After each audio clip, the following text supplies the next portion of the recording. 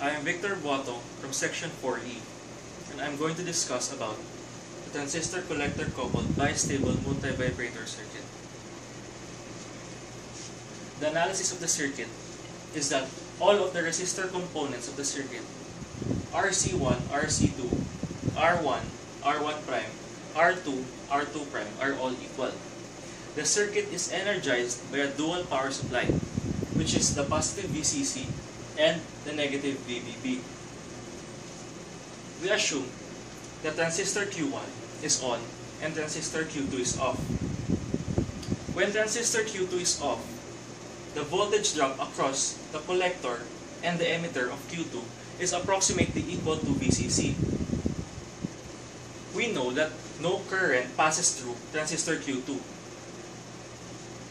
When no current passes through transistor Q2, it makes transistor Q2 act as an open circuit. When transistor Q2 is an open circuit, it makes RC2 in series with RC1.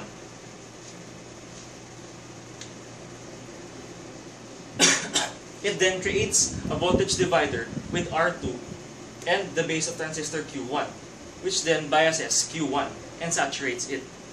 When transistor Q1 is on, the voltage drop across the collector and the emitter is approximately equal to 0.2 volts. The given voltage of negative VBB and the 0.2 volts to R1 prime and R2 prime makes the voltage drop across the base and the emitter of transistor Q2 below ground potential. We are given with two capacitors, C1 and C2. These capacitors are called speed-up capacitors or commutating capacitors. These capacitors are responsible for the faster switching of the two transistors. As you can see, diode 1, diode 2, and capacitor C3 creates a circuit that receives the negative input impulse signal, which then enables the whole circuit to turn transistor Q1 off and transistor Q2 on. Diode 4, diode 3, and capacitor 4 also creates a circuit that handles negative input impulse signals that enables the whole circuit to turn transistor Q1 on and transistor Q2 off.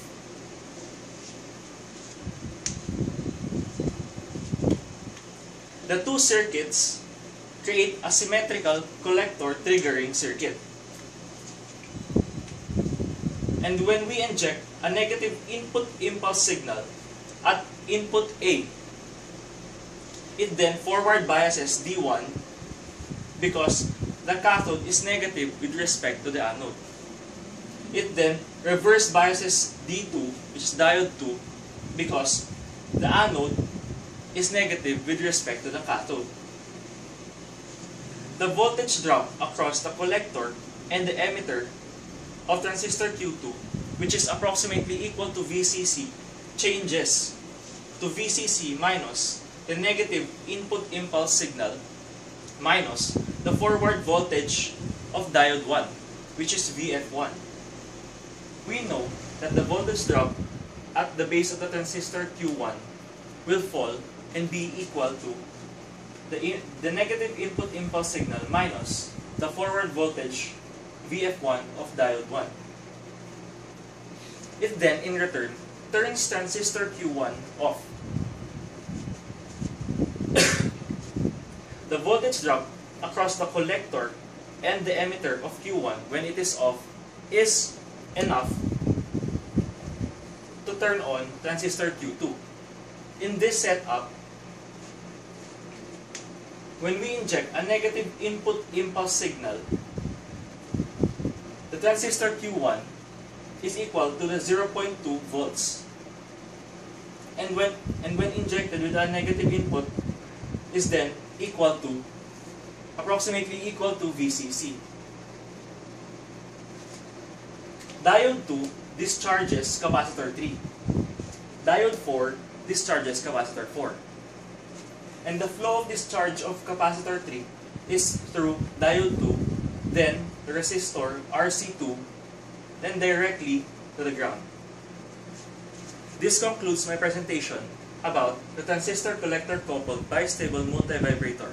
I am Victor Buathong, and I'm from Section 4E. Thank you.